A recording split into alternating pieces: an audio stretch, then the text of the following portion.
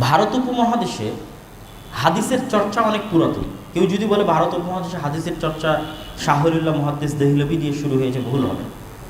অনেক পুরাতন হাদিসের চর্চা। আল্লামা সাগানি নামে একজন বড় মুহাদ্দিস, যার জন্ম পাকিস্তানের লাহোরে, 700-750 হিজরির দিকে যার জন্ম, যিনি সহিহ বুখারী এবং সহিহ মুসলিমের হাদিসগুলোকে জমা করে বই লিখেছেন এবং যার নুসখাকে কেন্দ্র করে পরবর্তীতে সহিহ বুখারী প্রকাশ করা হয়েছে।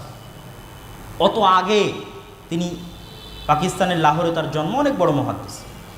তারও আগে যদি ফিরে যাই, যখন ইসলাম আসে তথা ইসলাম যখন ছড়িয়ে পড়ে, হাদিস বর্ণনার যে যুগ, হাদিসের সানাদের যে যুগ, সেই যুগে সরাসরি ভারতে না হলেও ভারত সীমান্তবর্তী অঞ্চলে হাদিসের চর্চা হতো। ভারত সীমান্তবর্তী বহু অঞ্চলে হাদিসের চর্চার প্রমাণ আপনাদেরকে আমি দিতে পারব। যেমন আজকের আফগানিস্তানের কাবুল, কান্দাহার, এই শহরগুলোর নাম আপনাদের পরিচিত। ইমাম খাত্তাবির নাম কে কে শুনেছেন?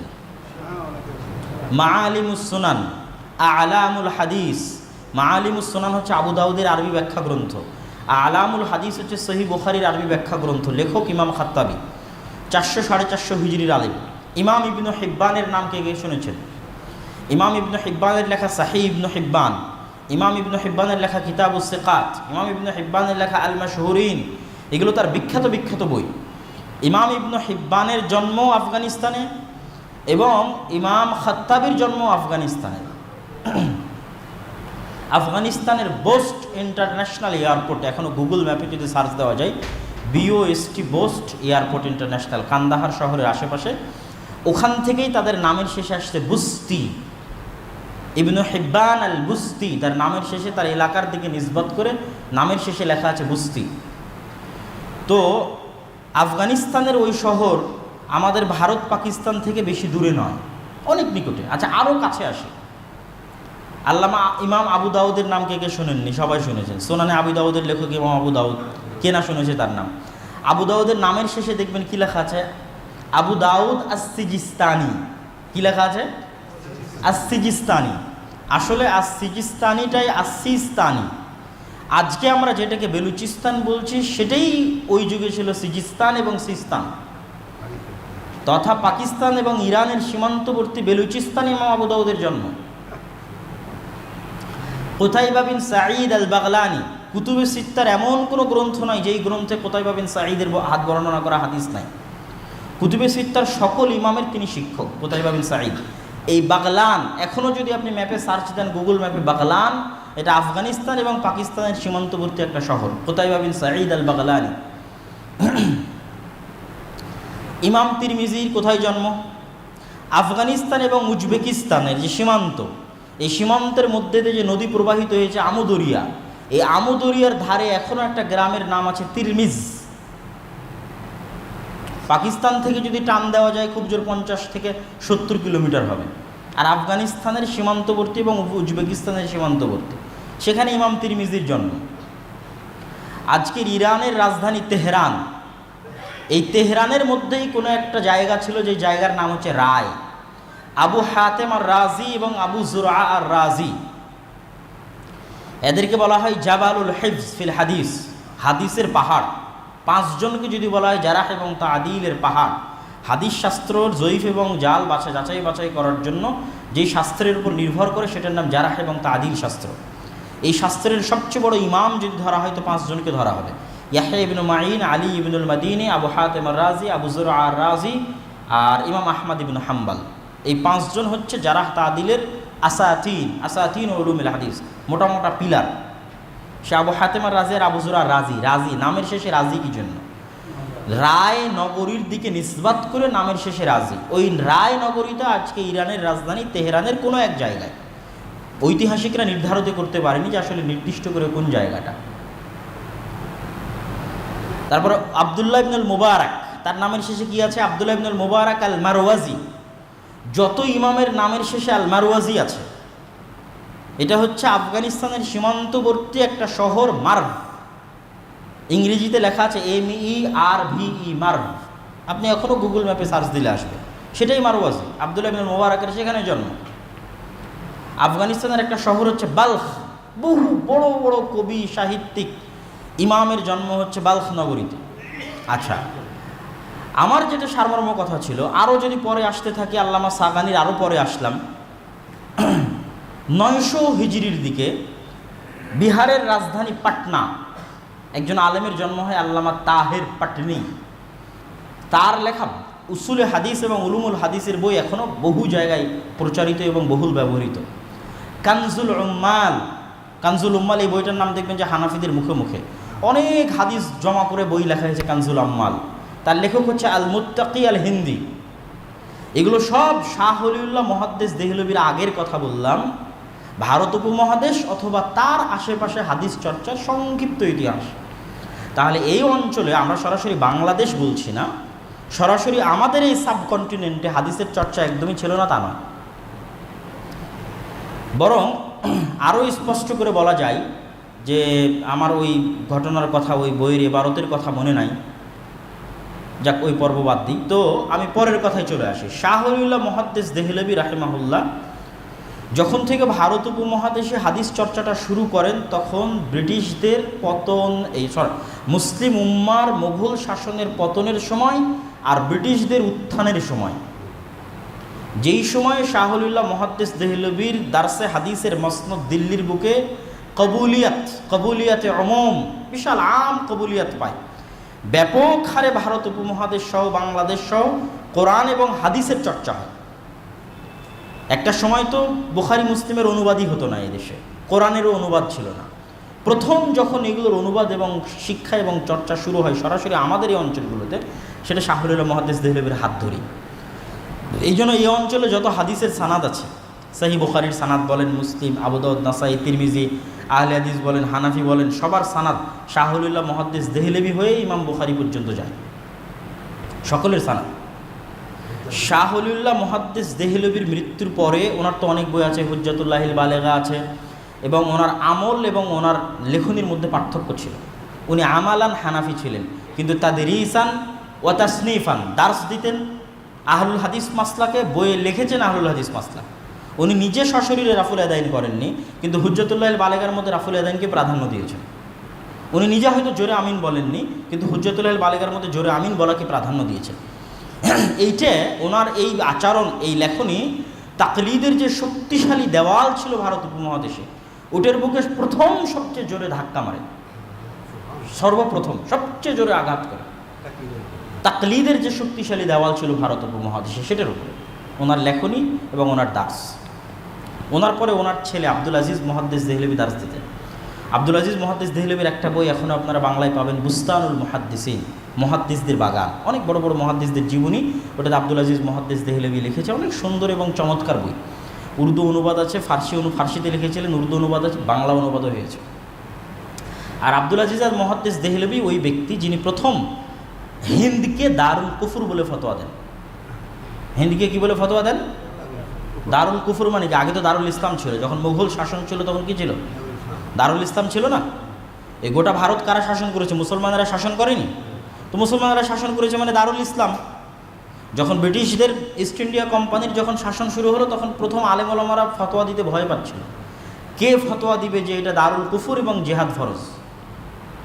তো উনি আব্দুল আজিজ মুহাদ্দিস দেহলভি সর্বপ্রথম ফতোয়া দিয়েছিলেন যে এটা দারুল কুফর, জিহাদ যারা করতে চায় তাদের জন্য জিহাদ করা জরুরি।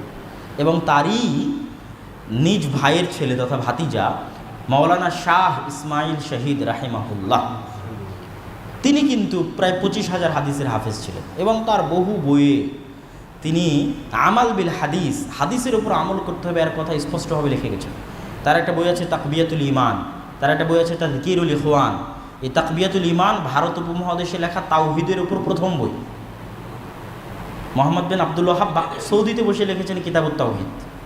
কিন্তু এই দেশে শিরক কি আর বেদাত কি, কোনটা শিরক আর শিরক করা যাবে না, কি কি ধরনের শিরক হতে পারে, আর আল্লাহর তাওহীদ কি আর সুন্নাত কি আর বেদাত কি, এর উপরে প্রথম শক্তিশালী লেখনী, অ্যাটম বম, আল্লামা শাহ ইসমাইল শহীদের লেখা তাকবিয়াতুল ঈমান আর তাযকিরুল ইখওয়ান। এবং ওনারা সরাসরি বুকে হাত বাঁধতেন, রাফুল আদায়ন করতেন, জোরে আমিন বলতেন। সৈয়দ আহমদ বেরেলভির সাথে তারা জেহাদ করতেন।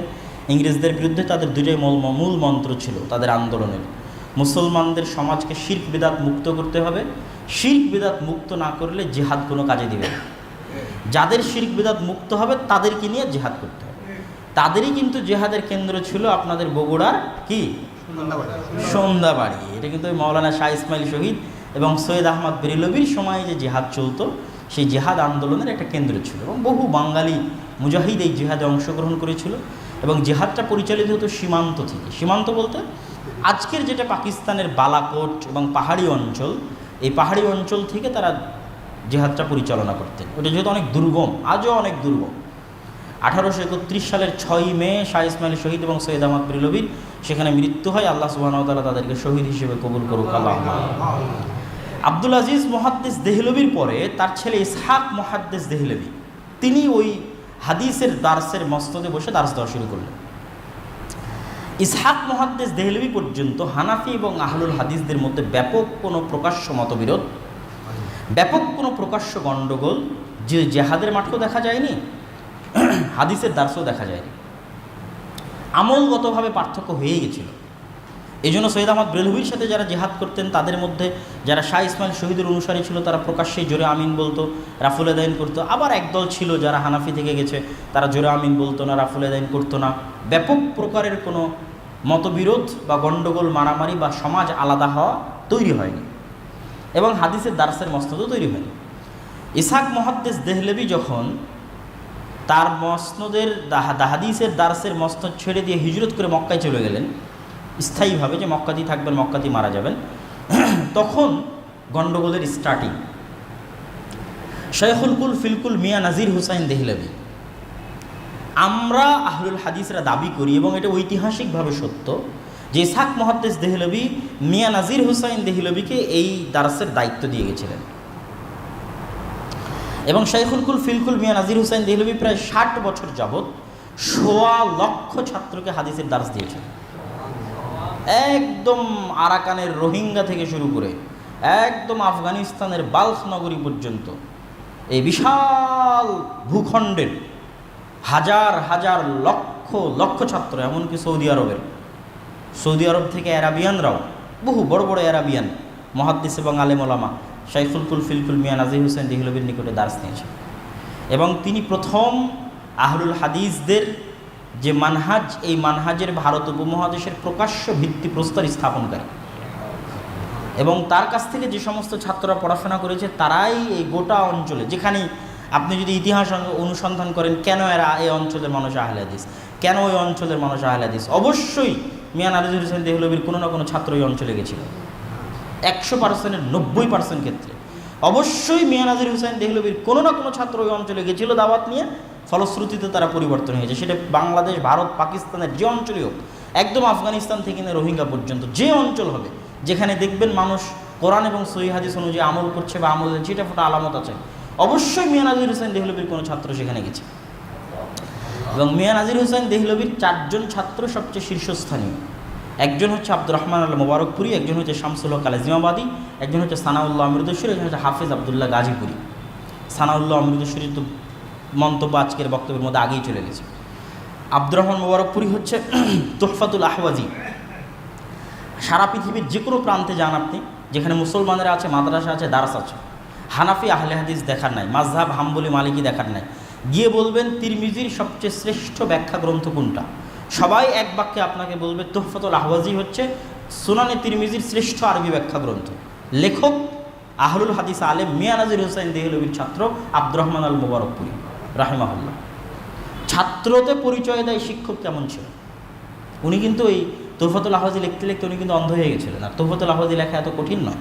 আমি যদি বেশি ইলমি আলোচনায় গভীরতায় যাই যে তুহফাতুল আহওয়াজি লেখা কেন অনেক কঠিন, শুধু আপনাদের যারা ছাত্র মানুষ, কেউ যদি আমার এই বক্তব্য শুনে কোনো ছাত্র, খালি এতটুকু বলে রাখলাম যে ইমাম তিরমিজি প্রত্যেক হাদিসের পরে যে বলেন অফিল বাব আন আবি হুরায়রাতা আন ইবনে আব্বাসিন আন ইবনে মাসউদিন, এই অধ্যায়ে আরও হাদিস বর্ণিত আছে ইবনে আব্বাস থেকে, ইবনে মাসউদ থেকে, আবু হুরায়রা থেকে। আর সেই যুগে মাক্তাবা শামেলা ছিল না। প্রত্যেকটা হাদিসের পরে এই হাদিসগুলো খুঁজে বের করা যেটার দিকে ইমাম তিরমিজি আজ থেকে 1000 বছর আগে ইশারা করে গেছে যে এই অধ্যায়ে ইবনে আব্বাস থেকে একটা হাদিস বর্ণিত আছে, কোথায় আছে, কে খুঁজবে? এখন তো মাক্তাবা শামেলে আপনি সার্চ দিচ্ছেন, ওই গুগল ওয়েবসাইট সব কিছু সার্চ দিয়ে পেয়ে যাচ্ছেন। আব্দুর রহমান মুবারকপুরি কীভাবে খুঁজেছে? বই থেকে বই ঘাঁটতে হয়েছে যে ইবনে আব্বাসের এই বিষয়ে বর্ণিত হাদিস কোথায় আছে, কোন বইয়ে? বাইহাকিতে, দারাকুতনিতে, মুস্তাদরাকে হাকিমে, বুখারীতে, মুসলিমে ইমাম তিরমিজি যে বলল এই বিষয়ে আবু হুরায়রার আর একটা হাদিস আছে, ইবনে আব্বাসের একটা হাদিস আছে, ইবনে মাসউদের একটা হাদিস আছে রাদিয়াল্লাহু তাআলা আনহু, আছে কোথায়? তুফাতুল আহওয়াজির প্রত্যেকটা জায়গায় দেখবেন উনি বলে দিয়েছে যে এই হাদিসটা ওখানে আছে, ওখানে আছে। ওই এক একটা হাদিস খুঁজতে আমাদের এক সপ্তাহ করে লাগবে, যে যদি মাক্তাবাতুল শামেলা না রাখে আর কি, যে মাক্তাবাতুল শামেলা নাই, ওয়েবসাইট নেই, গুগল নাই, কিছু না। এখন আব্দুল্লাহ তুমি খুঁজো যে সুনানে তিরমিজির এখানে ইমাম তিরমিজি যে বললো যে আবু হুরায়রা আর একটা হাদিস বর্ণনা করেছে, কোথায় আছে হাদিসটা? এক মাসও লাগতে পারে। শামসুল হক আজিমাবাদী 2 নম্বর যার আলোচনা করছি। আব্দুর রহমান মুবারকপুরে আরও অনেক খেদমত আছে, আমি যদি বলি একটু লম্বা হবে। আবকারুল মিনান ফি নাকদে আসারি সুনান একটা বইয়ের নাম আব্দুর রহমান মুবারকপুরি। বুলুগুল মারাম আহলুল হাদিস মাদ্রাসাগুলোতে একটা পরিচিত হাদিসের বই আছে, বইয়ের নাম কি? বুলুগুল মারাম। লেখককে ইবনে হাজার আসকালানি। ওই বুলুগুল মারামের পরিবর্তে মেশকাতের আগে হানাফি মাদ্রাসাগুলোতে একটা বই চালু করার প্রচেষ্টা তাদের বহুদিন থেকে আছে, যে বুলুগুল মারামের পরিবর্তে কি বই পড়ানো যায় মেশকাতের আগে। এখন পর্যন্ত ফাইনাল ডিসিশন না পৌঁছার কারণে হানাফি সিলেবাসে মিশকাতের আগে কোনো হাদিসের বই অন্তর্ভুক্ত হয়নি। কেননা বুলুগুল মারাম অন্তর্ভুক্ত করলে মাযহাব বিরোধী হাদিস বেশি আসে। কেননা ইমাম ইবনে হাজার আসকালানি শাফি মাযহাবের অনুসারী ছিলেন, খোলা মনের মুহাদ্দিস ছিলেন, ওই ধরনের হাদিসই বেশি আসবে, সমস্যা। তো ওই জন্য তারা একটা বই লিখেছিল আসারুস সুনান, আল্লামা নিম্বি, ভারতের হানাফি আলেম। তো ওই আসারুস সুনান লেখা হয়তো প্রকাশ্যে মানুষের কাছে ভালোভাবে পৌঁছেইনি, তার আগেই ওই আসারুস সুনানের মধ্যে কি কি ভুল আছে, কি কি জাল আছে, কি কি জয়ীফ আছে, আব্দুর রহমান মুবারকপুরীর লেখা শেষ হয়ে গেছে। এত বড় জ্ঞানী মানুষ ছিল। আবকারুল মিনান ফি নাকদে আসারিস সুনান। শামসুল হক আজিমাবাদী, তিনি সুনানে আবু দাউদের 32 খণ্ডে ব্যাখ্যা গ্রন্থ লিখেছিলেন, নাম হচ্ছে গায়াতুল মাকসুদ। গ্রন্থের নাম কি? গায়াতুল মাকসুদ। এই গ্রন্থটা এখন পাবেন না। এটা বিহারে হিন্দু মুসলিম দাঙ্গায় এই বইটা পুড়িয়ে জ্বালিয়ে, ওনার অনেক বিশাল লাইব্রেরি ছিল শামসুল হক আজিমাবাদী, নষ্ট হয়ে গেছে। বড় বড় মুহাদ্দিসদের লাইব্রেরি হিন্দু মুসলিম দাঙ্গায় 47 বা তার আগের সময় নষ্ট হয়ে গেছে। তো যখন এই বইটা হারিয়ে যায় এবং ছাত্ররা অভিযোগ করে যে ওস্তাজি এই বই অনেক লম্বা, পড়া যায় না, এত বই কেমনে পড়া যায়, 32 খণ্ডের বই, তখন শামসুল হক আজিমাবাদী তার ভাইয়ের সহযোগিতায় নতুন করে ওই বইটাকে সংক্ষিপ্ত আকারে লেখেন, যেটার নাম আউনুল মাহবুদ, যেটা 5 থেকে 6 খণ্ডে এখন প্রকাশিত আকারে পাওয়া যায়। এবং সুনানে আবি দাউদের সবচেয়ে শ্রেষ্ঠ ব্যাখ্যা গ্রন্থ হচ্ছে আউনুল মাহবুদ। আর হাফেজ আবদুল্লাহ গাজীপুরি, শামসুল হক আজিমাবাদের আরও অনেক খেদমত আছে, সেটা আজকে না বলে, আচ্ছা একটা না বললেই নয়, সেটা যে ইমাম বুখারী সহিহ বুখারীর বহু জায়গায় ক্বালা বাযুন নাস, কিছু মানুষ বলেছে মর্মে একটা মন্তব্য পেশ করে, এবং ওই প্রত্যেকটা ক্বালা বাযুন নাস হানাফি মাযহাবের বিরুদ্ধে যায়। 25 জায়গায় ইমাম বুখারী ক্বালা বাযুন নাস বলেছে, আর এই 25 জায়গার ক্বালা বাযুন নাস হানাফি মাযহাবের 25টা ফতোয়ার বিরুদ্ধে যায়। তো তখন মাওলানা আহমদ আলী সাহারানপুরি যখন বুখারী ছাপাচ্ছে সাহারানপুর থেকে, তখন উনি ওই ক্বালা বাযুন নাসের উত্তরে বিশাল লম্বা একটা বই লেখে, সেটা সহিহ বুখারীর প্রথমে ঢুকিয়ে দিলেন। এবং এখন আপনি দেওবান ছাপা যত বুখারী আছে এরকম বড় বুখারী, তারা শুরুতে দেখবেন মাওলানা আহমদ আলী সাহারানপুরির চটি বইটা অন্তর্ভুক্ত করা আছে, যে ক্বালা বাযুন নাস যেখানে যেখানে ইমাম বুখারী বলেছে তার উত্তর, যেন ছাত্ররা পড়ে বিভ্রান্ত না হয়। ওখানে ক্বালা বাযুন নাস ইমাম বুখারীর কল পড়বে, পৃষ্ঠা উল্টালে আবার উত্তর পাবে আহমদ আলী সাহারানপুরি। তো শামসুল হক আজিমাবাদী রাহিমাহুল্লাহ ওই ক্বালা বাযুন নাসে যে রদগুলো মাওলানা আহমদ আলী সাহারানপুরি করেছে, সেটার উনি পাল্টা উত্তর তার বইয়ের মধ্যে দিয়ে দিয়েছেন সাথে সাথে, বেশি দিন দেরি করেন। এইরকম বড় মাপের জ্ঞানী এবং আলেম ওলামা তারা ছিলেন। তাদের পরবর্তীতে এবং তাদের হাত ধরেই যে 4 জন নাম বললাম, এবং মাওলানা সানাউল্লাহ অমৃতসর, এই 4 জনই কিন্তু প্রথম যখন অল ইন্ডিয়া আহলে হাদিস কনফারেন্স হয় 1906 সালে, তখন এই 4 জনই উপস্থিত ছিলেন, এবং তাদের হাত ধরেই পরবর্তীতে এই যাত্রাটা আরও সামনে এগিয়েছে। তো আমি আর আমার বক্তব্য লম্বা না করি,